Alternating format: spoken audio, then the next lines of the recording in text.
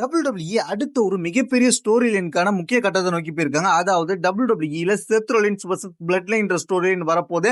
இந்த story line எப்போ வரப்போது, என்ன மாதிரியான மேட்ச்லாம் வரப்போது, எப்படி ஃபீடு போகுதுன்றத ஃபுல் டீட்டெயிலா தெரிஞ்சுக்கலாம். அதெல்லாம் தெரிஞ்சுக்கிறதுக்கு முன்னாடி நீங்க நம்ம சேனலை சப்ஸ்கிரைப் பண்ணி வச்சுங்க. இதே போல இன்ட்ரெஸ்டா ரெஸ்லிங் பார்க்குற உங்க ஃப்ரெண்ட்ஸ்க்கு இந்த வீடியோ ஷேர் பண்ணி விட்டுட்டு தொடர்ந்து பாருங்க. WWE வந்து செத் ரோலின்ஸோட அடுத்த ஃபீடு, அதாவது பிளட் லைனுக்கு எகேன்ஸ்டாவும் ரோமன் ரிங்ஸ் எகேன்ஸ்டாவும் போறது.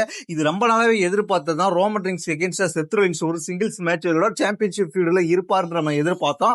அதுக்கான ஹிண்டை இந்த வாரம் ராவ்ல கொடுத்திருப்பாங்க. இந்த வாரம் ராவ்ல மிட்ல அந்த ஹிண்டை கொடுத்திருந்தாலும், ஆனா வந்து ராவோட மெயின் ஈவெண்ட்ல செத் ரோலின்ஸ் மீண்டும் இந்த விஷன் ஸ்டோரி லைன்ல ஈடுபடுற மாதிரி தான் அமைச்சிருப்பாங்க. ஏன்னா விஷன் அட்டாக் பண்ணதுல செத் ரோலின்ஸ் வந்து கிங் ஆஃப் த ரிங் டோர்னமெண்ட்ல தோக்குற மாதிரி ஆயிருப்பாரு. ஜெயிக்கிறத தடுத்து விட்டுருப்பாங்க. இந்த சூழ்நிலையில மீண்டும் எப்படிடா விஷனுக்கு கூட ஸ்டோரி லைன் போக போற நேரத்துல நீ எப்படி பிளட் லைனுக்கு எகேன்ஸ்டா வருவாருன்ற மாதிரி சொல்றேன்னு கேட்டீங்கன்னா, செத் ரோலின்ஸ் விஷனுக்கு எகேன்ஸ்டா ஸ்டோரி லைன்ல எண்டிங் கட்டத்துல இருக்கிற அந்த ஸ்டோரி லைன் முடிக்க போறாங்க. அவங்களோட ஃபியூடு முடிய போகுது.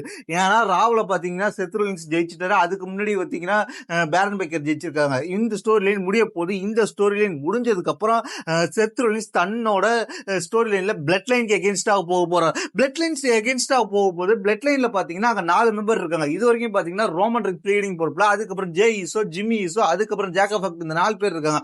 ஆனா செத் ரோலின்ஸ் டீம்ல யாருமே இல்லைன்னு நீங்க நினைக்க வேண்டாம். செத் ரோலின்ஸ் டீம்ல செத் ரோலின்ஸ் சப்போர்ட்டா ஸ்ட்ரீட் ப்ராஃபிட் 2 பேருமே வந்துருவாங்க. அதுக்கப்புறம் வந்து இந்த இடத்துல இன்னொரு மெம்பர் ஆட் ஆவாரு. அந்த மெம்பர் இப்ப சொல்ல முடியாது, நான் இன்னும் கொஞ்ச நாள்ல சொல்றேன். ஏன்னா அது கொஞ்சம் டைம் ஆகும். ஏன்னா அப்பதான் நம்ம அந்த ஸ்டோரி லைனை கம்ப்ளீட் பண்ண முடியும். இப்போ இந்த ஸ்டோரி லைன் எப்படி போக போகுதுன்னு கேட்டீங்கன்னா, இப்போதைக்கு இந்த ஸ்டோரி லைன் சம்மர் ஸ்லாம் முடிஞ்சதுக்கு அப்புறம் சர்வீஸ் சீரிஸ் நடக்க போதுல.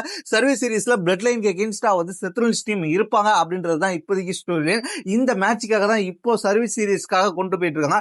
இப்படியே சர்வீஸ் சீரிஸ்ல இருந்து அப்படியே கொஞ்சம் கொஞ்சமா டெவலப் பண்ணி செத் ரோலின்ஸ் வெர்சஸ் ரோமன் ரிங்ஸ்ன்ற மேட்ச் ஒரு பெரிய ஸ்டேஜ்ல சாம்பியன்ஷிப் மேட்சா வைக்கிறதுக்கு அதிகபட்ச வாய்ப்பு இருக்கு. அந்த ஸ்டோரி லைனை நோக்கி தான் இப்போ WWE மூவ்மெண்ட் பண்ணிட்டு இருக்காங்க.